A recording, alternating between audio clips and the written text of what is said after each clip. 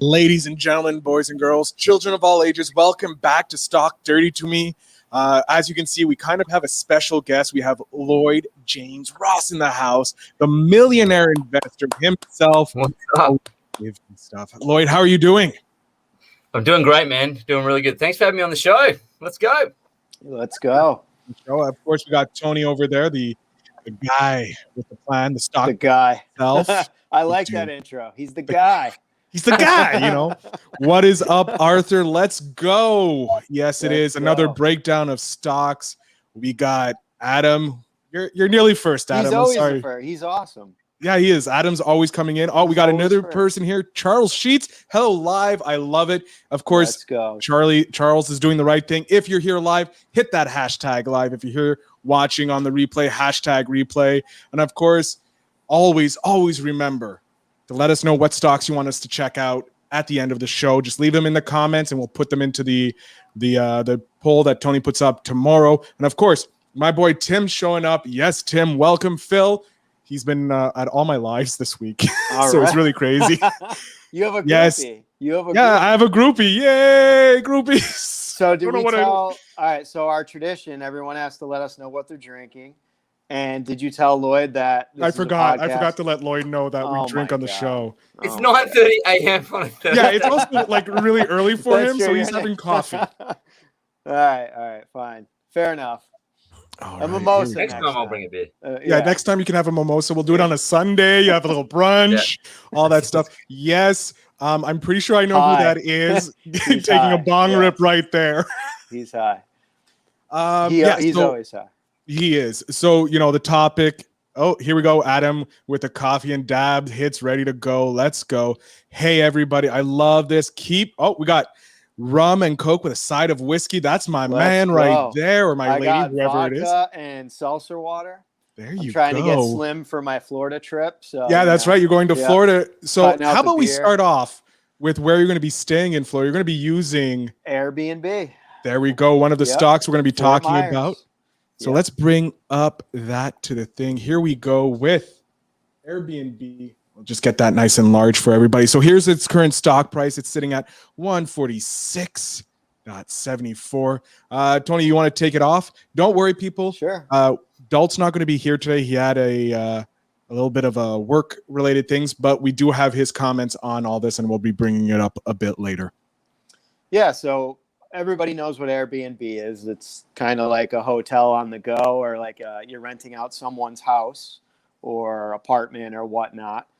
And it's a website that allows you to do that, allows you to list your house for rent for a day, 2 days, a week, whatever, a month. And Airbnb operates in almost 200 countries worldwide, and they have over 4 million listings.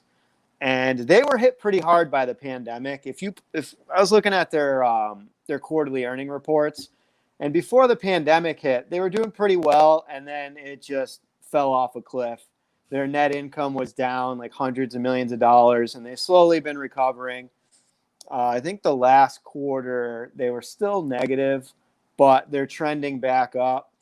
And it's, that's something that was predictable. We knew that the pandemic was obviously going to hit all travel sectors in the market, all airplane stocks and hotels and, any travel stocks were going to be affected, and Airbnb was no different. And I just think it had the unfortunate timing of being launched as an IPO right as COVID was happening. So Airbnb was a highly anticipated IPO last year. And unfortunately, they launched during COVID, which is the worst possible time to launch a stock like that that's travel related. But in the long term, I think Airbnb is going to be a good investment. I think it's a good buy and, a good long-term hold if we ever get out of lockdowns. I know Lloyd's locked down right now. Lloyd just entered his first lockdown. It's okay. We've all been there before, Lloyd. It's fine. There's guards standing outside his house right now, making sure he doesn't. But I love being locked down. It's great. Personally, I think it's a good stock. I think it's a good company, and I think they're going to do well in the long term. But like all IPOs, they always start out a little bit shaky, and especially now during COVID. So it was just bad timing, but I think long term it'll be fine. So off to Lloyd. Lloyd, what do you think of Airbnb? Yeah, interesting stock or interesting company. This one, I think it's a huge opportunity.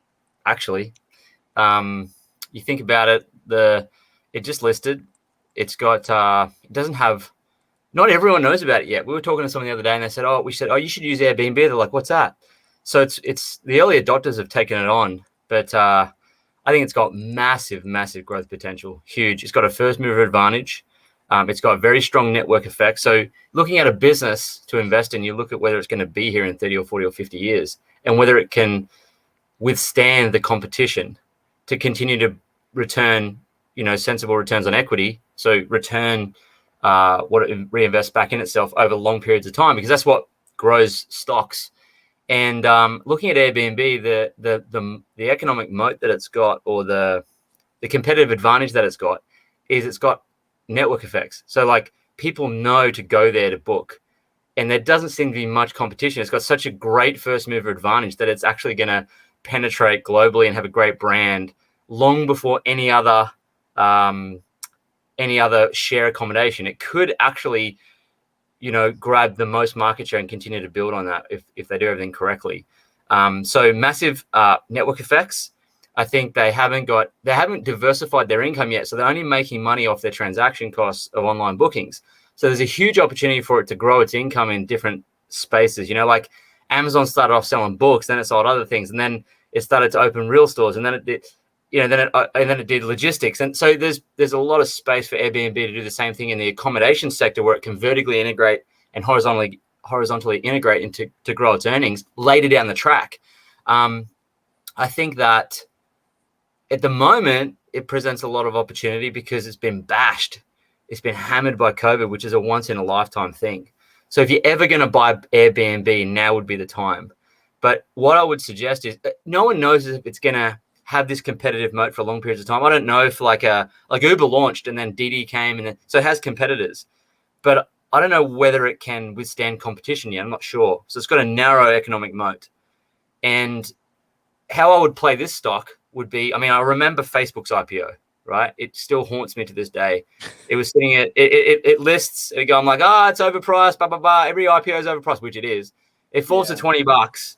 I'm like, Facebook, I'm an idiot. I should have easily put in 100,000 into that stock, and that'd be worth, what is it? I think it's grown like 64. It's now 350. So what's that? I don't know, 5. But yeah, a lot of percentage, well, a lot more Facebook math than we're started worth. out- 17-fold or something. I don't know, but so that's a $1.7 million mistake. Wasn't Facebook? Didn't that start out as a penny stock too? Facebook. Well, no. It No? listed it. No, I don't think so. It No, I listed don't. okay. it listed I and might it be dropped thinking to of 20. something else. Okay. It dropped to $20, and I was like, man, I should just get some for $20. And I sucked my thumb, and it cost me 1.7 million. So I look at Airbnb. I look at Airbnb now, and I'm like, yes, it's overpriced when it lists. I don't know much about the business, but here's how I would play it. It could be 100 bagger. It could be 100 bagger. It could grow 100-fold in the next 20, 30 years, right? So I would take maybe $1,000 or $5,000. Or even if you got the money, 10,000, and I'd bang it in here and I'd forget about it for 20 or 30 years. And you can make millions potentially out of that. Yeah. Or 1 million out of that. I think Which is that, funny because someone's asking it. I believe it's Maria saying buy now or wait a bit with the Delta variant going on. And I think this is one of those, if you buy it now and it goes down, you just dollar cost average more into it and lower, keep buying more. What? In 20 or 30 years, it won't matter. Like it's just so irrelevant. Yeah. Like whether I was going to buy Facebook for $20 or $30 it's $350 now. Who gives a shit? Like it's just not going to matter in 20 years. So if I were one you, of those now's the time. It's one of those you dollar or you average down in if it drops a little bit and you believe in it. That's Airbnb is going to be around for a long time. It has the market capital. It pretty much dominates the market. Lloyd, Maria was wondering, do you have Airbnb in Australia? You guys have Airbnbs, right? Well, we only just got this thing called the internet, and we just came out of huts into houses. So we just learned, it's been amazing. But no, we have Airbnb here. Maria actually is wondering because you used a term they don't really know what a bagger is. Do you want to explain maybe some of your Australian slang? So it's actually a baseball term, I think, isn't it? I don't do baseball. Anyway, I do hockey. It is.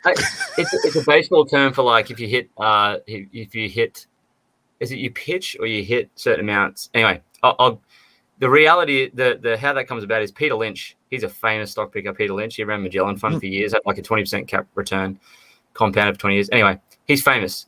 So he used to say if a stock grows by 100% or it doubles, it's a one bagger. It bags like it's a 100% return. So if you have a 5 bagger, it's a 500% return. So 5 folds, 10 bagger at 10 folds. So if you look at like Facebook, MasterCard, Apple, all these amazing companies that we all should have bought, they've all 10 bagged. You know, Apple's freaking 100 bagged. So the key to picking stocks is to find one like Airbnb that's listed as new. It's got massive growth potential, and put in 10 grand and just 100 bag the thing to $1 million. That's how you buy. That's how you invest. There you go. Yeah, of all the IPOs, that's probably the best one that came out last year. Yeah, there was so many bad ones. One of the best. Yeah, it could be the best opportunity now for tech stock. Like it's a tech company too, right? Yeah. So I'm going to read what Dalt sent us in our little group chat just so that you guys have his opinion here. It goes, Airbnb has some near-term risk with the pandemic and all these new liability issues of parties and assaults that take place at booked Airbnbs. Long-term, this company will be extremely profitable. Q2 was a step in the right direction, and I say expect profits in Q3 or Q4 this year. I agree. I'd say, well, we just had the last earning report that we just had. They gained like $3.5 billion in cash on hand.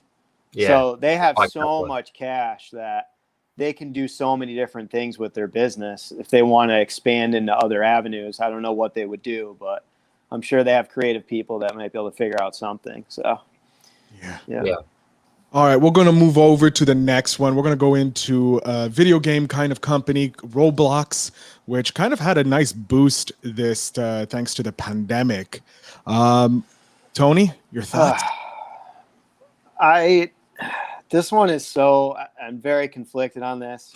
I don't like this. I think it's a bad investment, but there's a lot of people that I know that have kids that love this. Their kids love this. But the problem with a product that's tailored to kids is kids don't have money. So the parents have to buy this for them. And eventually the kids are going to outgrow this. Because even on their website, it said this is for kids that are 18 and younger. So eventually we're not going to be in a global pandemic anymore. And kids aren't going to be homeschooled and sitting around at home doing nothing all day long and playing video games. They're going to be back in school. They're going to be back in the real world doing things, hopefully. So they're going to be spending less time on video games. And especially these type of games. They'll probably move on to Call of Duty and more violent games, as they get older. And the other thing is their earnings are pretty bad. I was looking at their earning reports. Let me got this up on the screen right now. Yeah, I can't see what you got there, but let me just. They're at -1 earning per share is that's negative. Their EPS, yeah. So this past quarter, they made about $400, $386 million in revenue, but their net revenue was actually negative $135 million. And their cost of revenue is as much as their entire revenue almost. So their cost of revenue is $311 million, and their revenue is $386 million. So that's pretty horrendous. If your cost of revenue is as much as your revenue, that means you have to spend almost as much money to get that much money in revenue. So I'm guessing they must be doing a lot of marketing or a lot of free giveaways in their platform to get people to join, kind of like Robinhood does with free stocks. But the one thing I'll say is their revenue is trending up over the last 5 quarters. Each quarter they have gone up a little bit, but at the same time, they're basically losing more and more money in their net income. So it's definitely not a good sign. I'm definitely bearish on this company. They do have $1.6 billion in cash, but if you're losing $150 million a quarter, I mean, what good is that going to do you? You got to start making some profits. So I would give this one a thumbs down. Like Gladiator. Lloyd, the Gladiator thumbs down. Lloyd, what are you talking about on Roblox? Well, I don't actually know the business terribly well at all. Considering you don't have kids, I can understand well, that. You're a little outside their age range. I mean, I haven't come across it, right? But so I can't comment on the actual business itself. So I think you always got to look whether it's got a competitive advantage. Is it going to be competed away? Does this have an economic moat of some sort? No, it doesn't look to be. And it's got negative operating earnings continually growing into the negative. And you just don't have to know about stocks like this. Like, if it doesn't have a competitive advantage, doesn't have a great brand, it's losing money, it's overvalued. It's I would just skim past this. I wouldn't spend any of my time on it. So I give it thumbs down. Their cost of revenue every quarter has gone up $50 to $100 million per quarter, and it doesn't.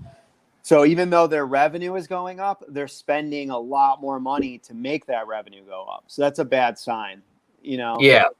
I just stay away from something like this. What you want to do, like the old saying from Warren Buffett is, it's better to buy a great company for a fair price than a fair company for a great price.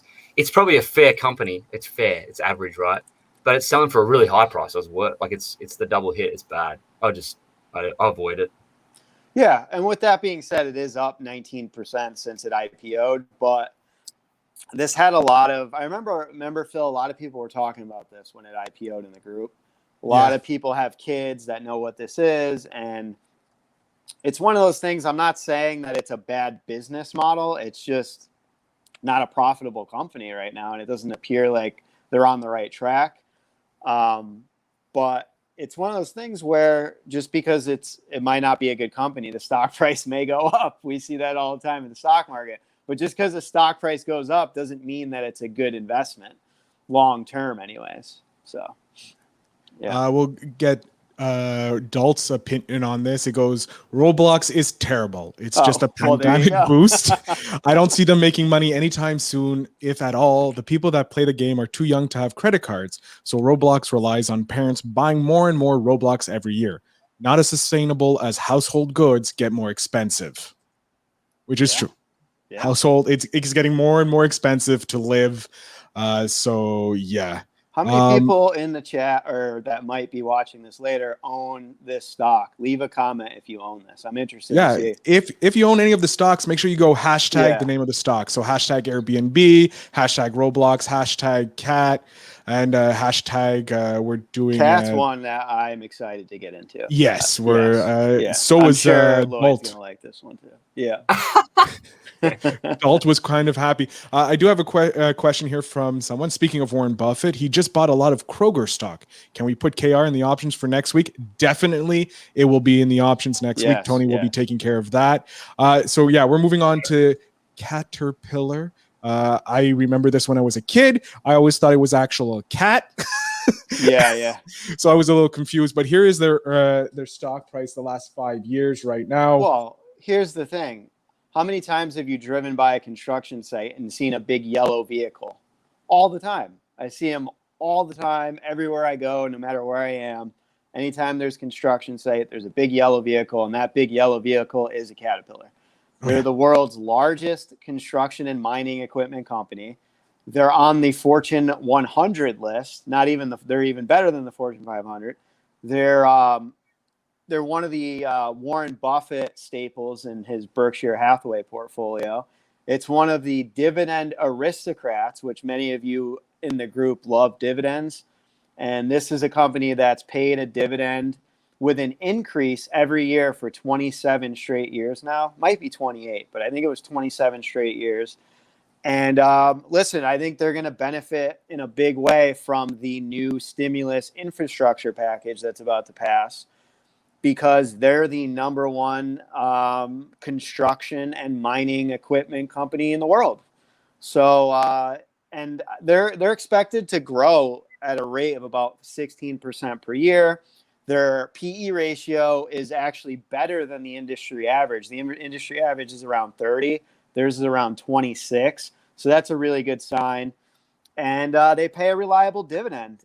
It's, only 2%, so it's very sustainable. And there's even more room for them to grow, and they make a lot of money. Their earning reports are really good. Their financials are good. They do have some debt, which is a little worrisome, but not really because they have so much income coming in.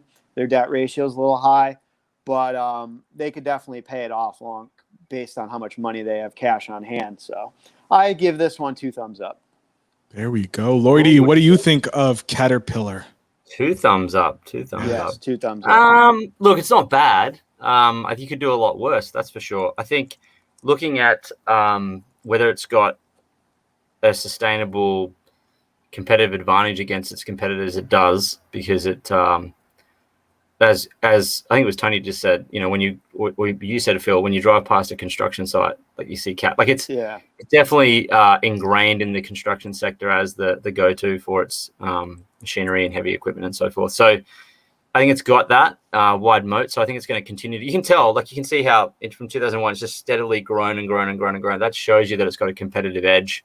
The thing is that, and from a price standpoint, like from a valuation standpoint, it seems relatively not undervalued, but it's fairly valued, I would say. It's got it's got a great return on equity. Just go look at its financial leverage to see if it's not too much, but it seems to make, $1.40 for every dollar it spends on its own business, which means it's quite undervalued with a PE ratio of about 26. So obviously coming out of the lockdown, we're going to see an uptick in construction. So I think it's got some tailwinds behind it, which will help. But would I invest in this myself? No.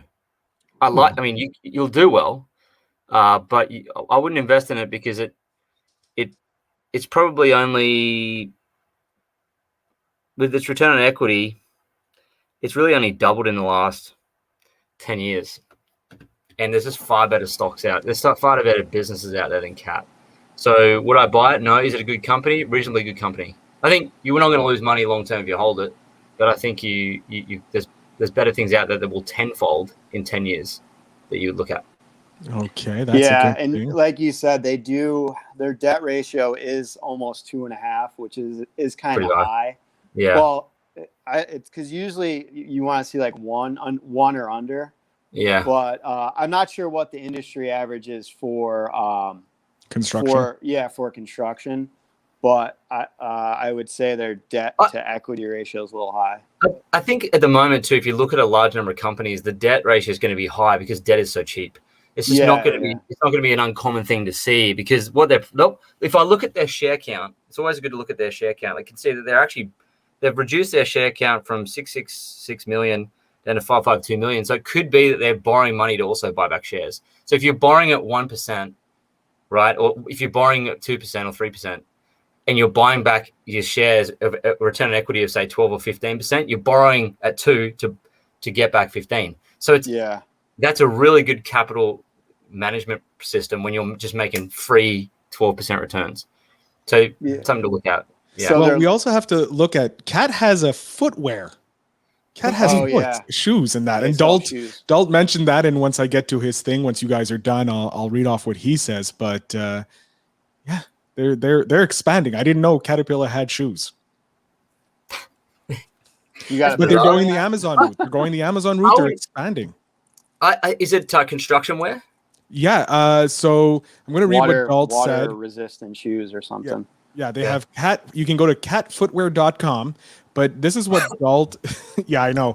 Dalt says Cat is a stable and you get a solid 2% dividend right now. 151% capital appreciation in the stock over the last 5 years is fire with the fire emoji. However, revenue is starting to get stagnant. I don't expect 151% capital growth over the next 5 years. They have to find new and profitable revenue sources if they want to stay alive. Cat has been selling shoes. Maybe that's a good one. They're actually pretty sick too. And then he shared a photo of it. See, I'm all in on Cat. I don't know. I like it a lot. Have you bought some? No, because I got ETFs. Hey, Yeah. But if I was going to buy a stock, I wouldn't mind putting like 10 grand into cat and just holding it for 10 years. But I just think that with the infrastructure bill and them being the top construction company in the world, they're going to get a lot of that work. But they do have a lot of debt. They have $64 billion of long-term debt. They have $10 billion in cash on hand. The S&P 500's outperformed it. Yeah. Well, not over the last 5 years, did they? Not 5 years. Not 5 years, but over the last 10 years. Yeah. Yeah. I don't know, but they've had a really good 5-year run. But it's obviously if we're in the middle of a pandemic and it doesn't recover fast, then we're probably not going to be doing a ton of infrastructure. So we'll see how that goes. So we do have a question before we jump off into the ETF of this week. Any advice on any stocks that are reporting next week, or would you be willing to give your input? I don't know what's reporting next week. Do you? I don't know. Look, I just host this show. I don't really do the investing part. I leave that up to you guys up top.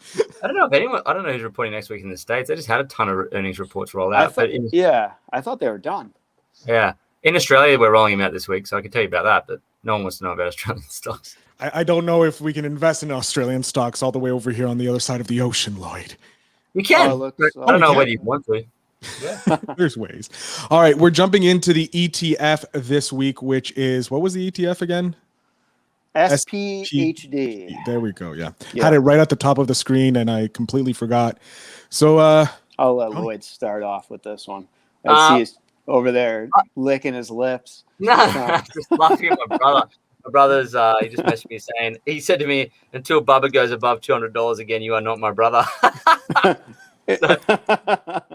Anyway, I was laughing at that. So I think this is a stable dividend, high yield ETF, S&P 500.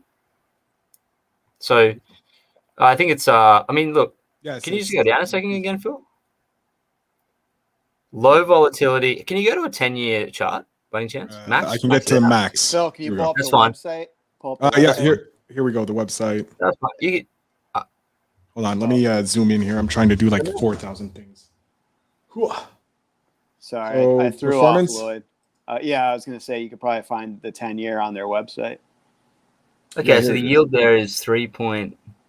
It has a good yield. Yeah. Okay. So here we go. Okay. Tell me when the stop. You're good. So since inception, look at this.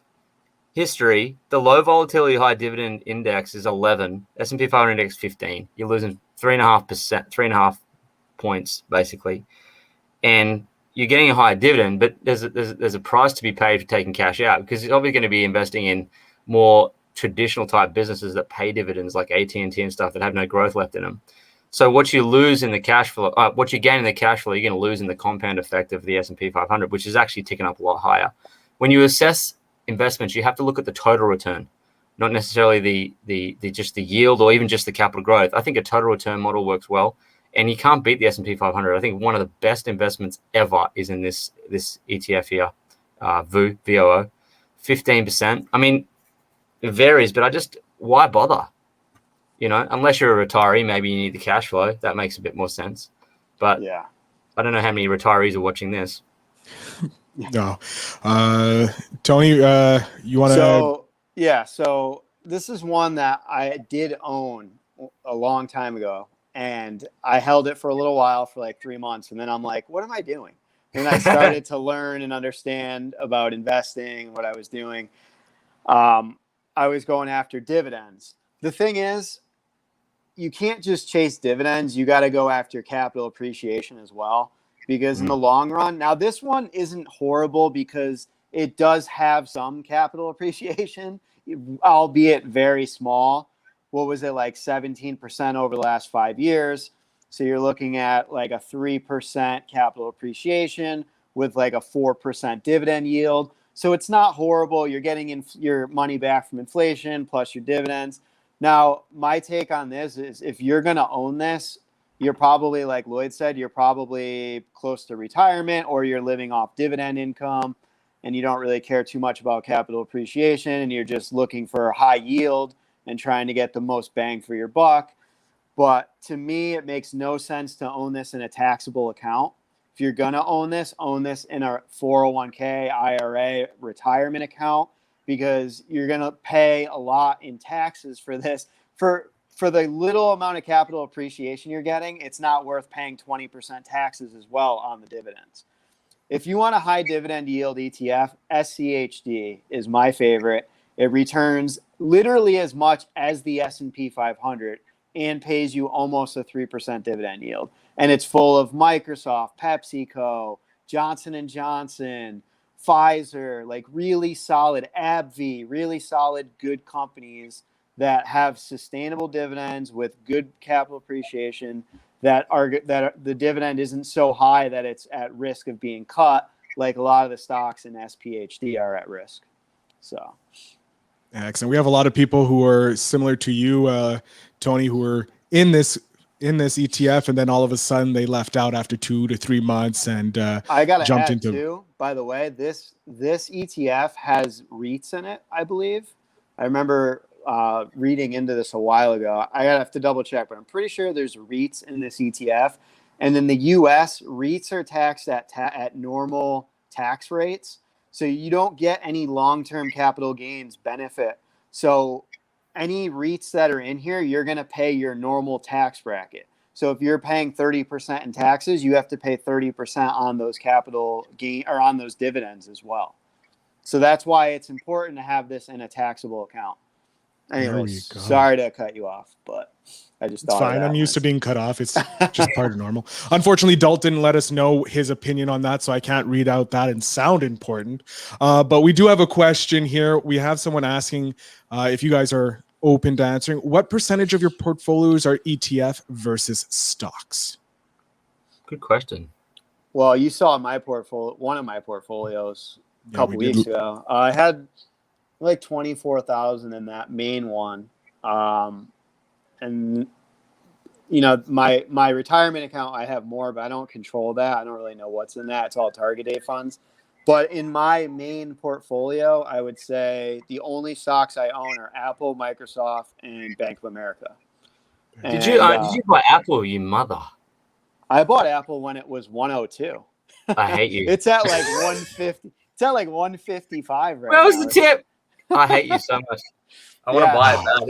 I still think it's cheap. Anyway, I'm going off track. But I bought 10 shares at 102, and I'm like, I should have put more than 1,000. You should have backed the truck up. What's wrong with you? Well, back then there was some uncertainty. I didn't know what was going to happen. This was like right out of the pandemic, so I was like, all right, maybe I'll put 1,000 in now, and then I'll average down, but then it never went down. It just kept going up and up. Cool. So, and Microsoft, I got Microsoft at 197.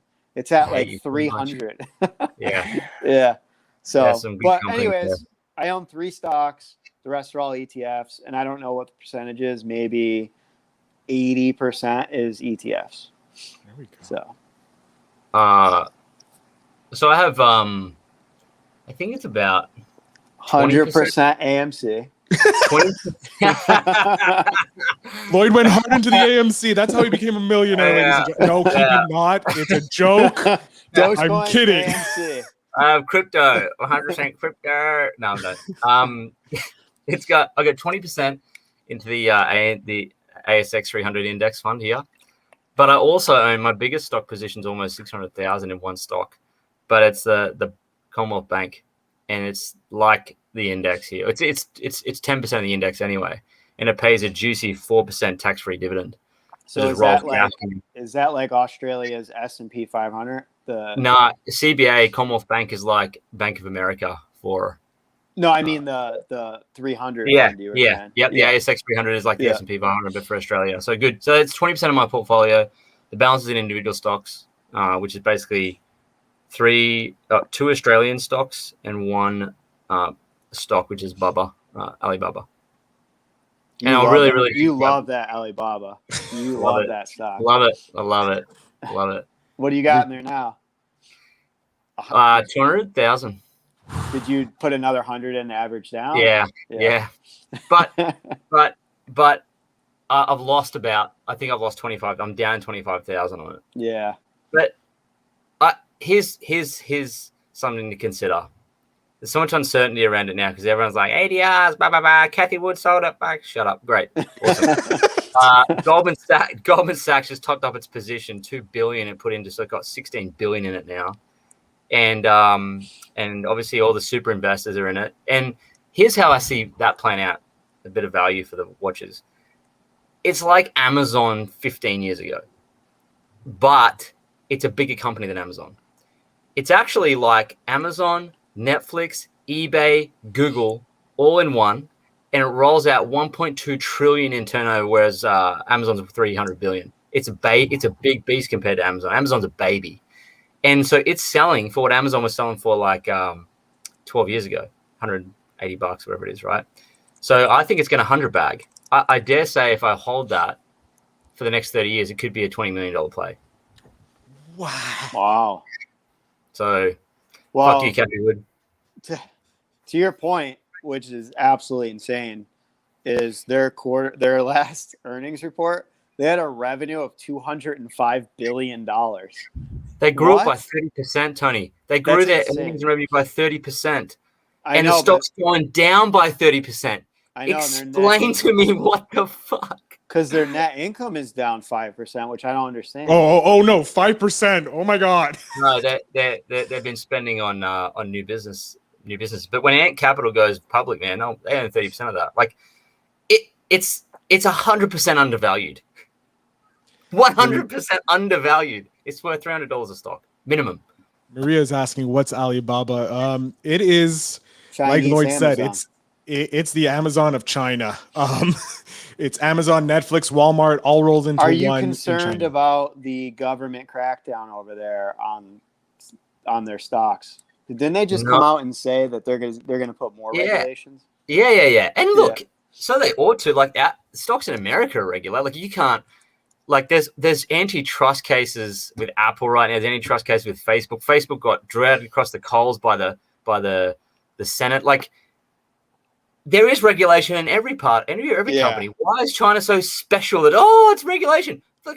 Like, it's because it's communist. Yeah. Well, it's because they just do what they want. Like, there's no. And the U.S. government doesn't. Well, no, but they blatantly just like, we're shutting you down.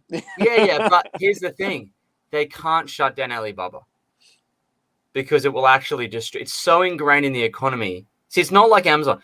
Everything is done through Alibaba in the economy, and it's a monopoly. They can't shut it down. So what they're trying to do is they're trying to prevent data from leaving there and going to the United States. So there's certain things. The ADR is actually it's not a Chinese company. It's an offshore company, right? It's a Chinese business, but the ADR is an offshore entity, and they already gave their stuff to the States. They're fine, and China can't risk losing Alibaba. They would crush their economy if they did that. That would be stupid. So I think it's maximum uncertainty, very low risk. So there's a difference, right? Look at the business. The business is growing at a clip of 30% per annum. A business that size doing that is ridiculous, right? It's gone up, but the price is going down at the same rate. It's like how would you call it? It's like the perfect pitch for Warren Buffett. I'm shocked that he's not in it yet. If it falls further, he's buying it. So here's, I believe this is the Alibaba Group holding. That's the one you're talking about, right? Yeah, that's it. Okay. So I'm in a cost price of 200%. So I'm down 15% in the position. Greg Alexander, who's one of the super investors, Warren Buffett's he's one of the only guys Warren Buffett trusts with money, and he's in for $300 million. It's his biggest position. It holds 50% of his portfolio. He bought in at 226. Charlie Munger, Warren Buffett's business partner, put $37 million. He bought in at 226. Manish Prabhai put in a $40 million position at 210, 215, I think it was, and he just doubled down at 180. Yeah, I just saw Charlie Munger acquired 165,000 shares in July. Wow. It's only one of his 4 positions, I believe, or 3 positions. He owns Bank of America, Costco, Berkshire Hathaway, and now this. So he's got 4 positions. He doesn't hold a lot of stocks. When he buys one, he buys it and holds it for a long time, and it bags. This thing could bag to 100-fold. No shit. So do you think this is one that you're gonna hold for 10+ years? Yeah, totally. Like, if you look at the graphs, it's rolling. Its free cash flow is growing as fast as its revenue, and the stock's going down in price. So you can literally buy a dollar bill for 50 cents. And the thing about it is that this is really a $600 stock in today. If you apply the same PE ratio from, say, Amazon of 60 to this stock, it's like a $600 stock. The thing about it is that this is really... Hey, you just heard getting a little feedback there, Tony. Look at this. If Amazon went from $200 roughly what Bubba is, to $3,200 in 10 years. You do this with this, it's a 17-fold return. If I've got, say, $200 position in it and it's 17 bags, it's like $3 million. I'm going to buy a penthouse on the beach. I'm done. Do you know what I mean? Like this. All right, that's it. I'm putting 30 grand in Alibaba. And yes, we're come not in. talking again. Let's go.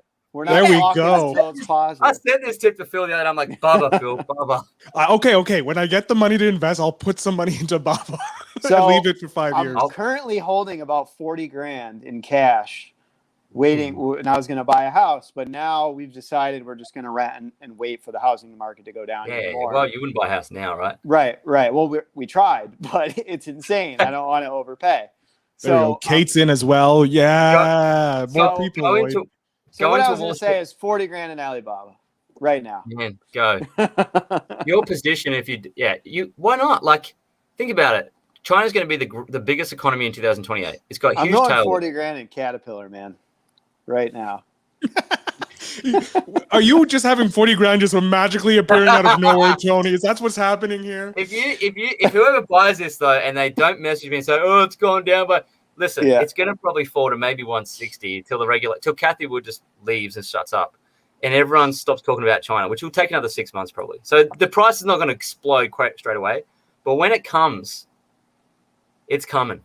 Who's in Alibaba? Leave a comment. Yeah, hashtag Alibaba if you're in it. Let's hear from the people who are in it. I want to see how many of our great smart investors have decided to follow Lloyd into the Alibaba. You just mentioned Kathy Woods, and I want to get your take on an ETF that we covered last week. The ARK ETF? ARR or ARKK, the flagship ETF. Yeah. The thing with Kathy is that she's really making moves based on speculative retail investors. And they are very powerful investors at the moment because of the likes of Wall Street Bets and Robinhood and all these technology advancements in owning stocks and the loose monetary policy, right? Everyone's got a bit of cash. So they're all just rolling into these companies that are way overvalued. So she's doing okay. But I think Michael Burry just put a short position on that ETF recently. Yeah, I saw they created an ETF that is in the inverse. It's like a leveraged inverse of ARK. Of Kathy? Yeah. Here's what I think. When interest rates go up, growth stocks drop rapidly in their value. Okay. So when the Federal Reserve increases rates and the taper tantrum happens, Kathy Wood's going to get slaughtered. I just don't know whether the short-term 5-year ETF ARK's going to do well. I think maybe long term, maybe, but I wouldn't touch it. I'm not touching that shit. It's down 7% this year. And what's that? I wouldn't touch it. But and like to your point, on their website it actually says we invest in disruptive stocks. So it's like, what does that even mean? Disruptive stocks, and it's tough to criticize her because everyone's going to come back and attack you and be like, well, look at the last 5 years. She's up like 7 million% or whatever crazy amount they've been up. But everything's been up. That we've been on we've been in a crazy epic bull run, Yeah. So it'll be interesting to see if we have like a bear market, what will happen to ARK when, everything isn't up. So, yeah. Lloyd, we have Eric who's saying that Schwab says avoid Baba. What do you think of that? Do you say, screw them, you know what you're talking about, or should we listen to Schwab? The thing is Schwab. That's what he says. There we go. Here's the thing. You got to understand, like, multimillionaires and billionaires didn't get there by, playing safe. Yeah, like, you can get there with an ETF. So, listen, if you just put your money into VU and kept doing that in dollar cost average and did nothing, you'd be rich, okay? So, I want to make that clear. But I want to be really rich. Yeah. So, Lloyd's looking for the $1 billion mark already. Well, you already are. What do you got? No. Like 1.8 now? What do you have? Yeah, it's not quite that high. But it's in the ones. It's in the nice ones. But I want to get to 2, but then I want to get to 100 million. So, I know it's a big goal. But here's the thing: opportunities like this don't come around often. In fact, it took Charlie Munger, I think, must have been 12 years to buy a stock, or 8 years. I don't know, a long time. So he's been waiting a long time. He's like, okay, here it is. He waits for the fat pitch, and he's just gone, bosh, 40 million, right? And he'll wait this sucker out, and it'll probably 30 bag for him. He'll be dead by then. But so His here's the kids will thing. be very happy. I don't know, man. I don't think that guy's ever gonna die. Schwab has to say avoid because they look at risk differently to you and I. Risk to them is like, the media is talking about ADRs and China's a communist country and blah, blah, blah. There's all this political risk around it. But political risk has got, look at the business. The business is booming. That business is off its face. You look at the business, it's going gangbusters. If the business turned and the regulation clamped down on its earnings and its earnings started to fall drastically, I'd sell the stock. But the business is growing. I have breaking news, Lloyd. Ray Dalio just said that he actually insists that the swings in the Chinese market are little more than wiggles. They are. It's normal. Look at the stock. Listen, you ain't going to get rich going with the crowd. If it was easy as pick a stock, oh, Schwab says do this, I'm going to do this. Every mother would be rich. You have to be a contrarian. Do what others are not doing, right? Political risk in China is at its peak. Massive uncertainty. A lot of people dumping ETF. A lot of funds dumping the stock, right? Kathy Wood's out, and everyone loves her. I'm in, so I'll go in now. I'll probably put more in it as it falls. But if you can build a big position in Bubba and wait for 10 years, you will be wealthy. Yeah, Kathy Wood's being out means nothing to me. She just bought like how many millions of shares of Robinhood? Like, I you know what I mean? Like, I could care less what she's in or out on. If it wasn't for Tesla was like the majority of the earnings last year for ARK. You know what I mean? And listen, I'm not even. I mean, the thing is, if with this type of stock, you don't put your whole portfolio in it. Like it's like 10-15% of my portfolio. It's not a lot, but it's a big position. But so if it does something bad happens, let's say it halves from here. Like, yeah, it hurts. But the upside is just so massive. Yeah. That I'm prepared to risk the downside of the worst case scenario. Like if it delists. Yeah.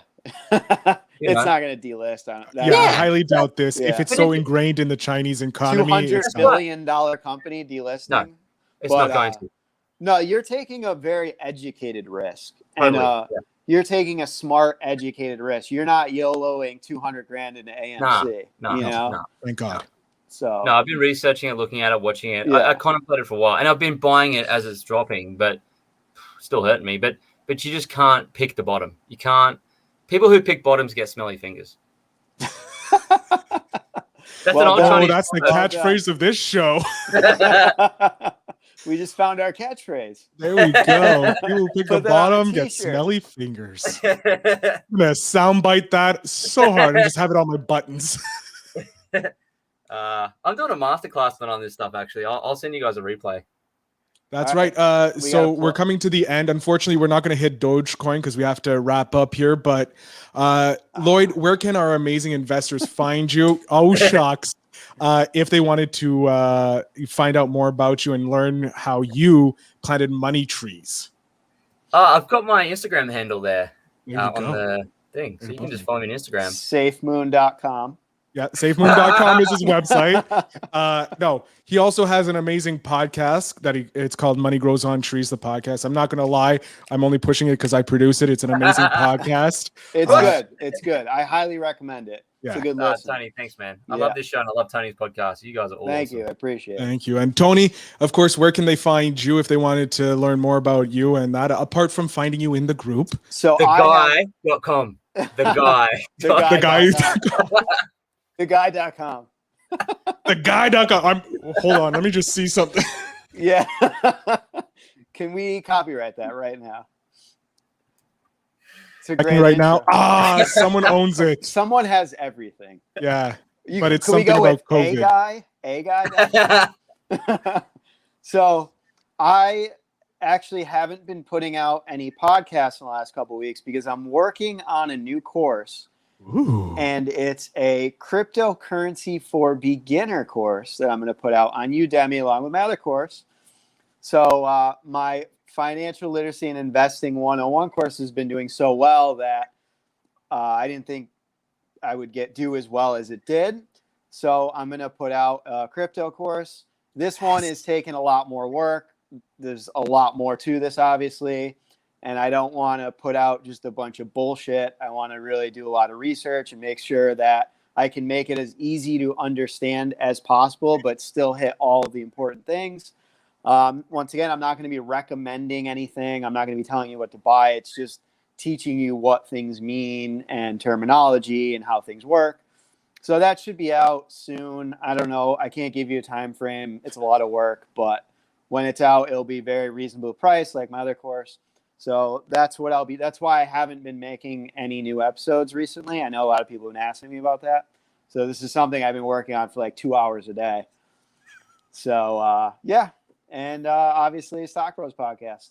There you go. And well, there are some people who are saying, hey, can you post the links? All the links, of course, will always be in the show notes down below to join our email list to get the notification when we go live. Also be letting you guys know Lloyd's, how you can get all Lloyd's links and all that, get to his website, get to his podcast and all that. He has an amazing book, which I read, and it is the reason why I'm working with him. I read it too. Highly recommend. It's cheap. You read it? It's it's of course. very cheap. You sent me the digital copy. Yeah. Oh, yeah, perfect. That makes sense. Great. Yeah, we got the digital copy. It's only $7.99, by the way. I just went right through it. It was a great read. Easy to read. Lots of nice pictures. Thanks. You get to see Lloyd's beautiful face in there, so it's great. Boom. Yeah, link it. Also, you get a coupon to his OnlyFans account as well. Yeah, if you buy he has book. a very, very amazing OnlyFans. where he OnlyFans shares- get the stock tips. OnlyFans. Hey, that's a good idea. I might do that, actually. Yeah, yeah. Well, they're all trying to move away from, the more adult-oriented things. So, yeah, you could become the OnlyFans investor, That's it. Really? All right, ladies and gentlemen, just end on that really bad joke. I want to thank everybody here for tuning in, everybody who's been commenting. Make sure you let us know what stocks you want us to review next week in the comments down below so that Tony can get those and put it in a poll tomorrow on Thursday. Remember, sign up to our email list so that you can find out when we go live or any specials we have. We thank you all and have a good night.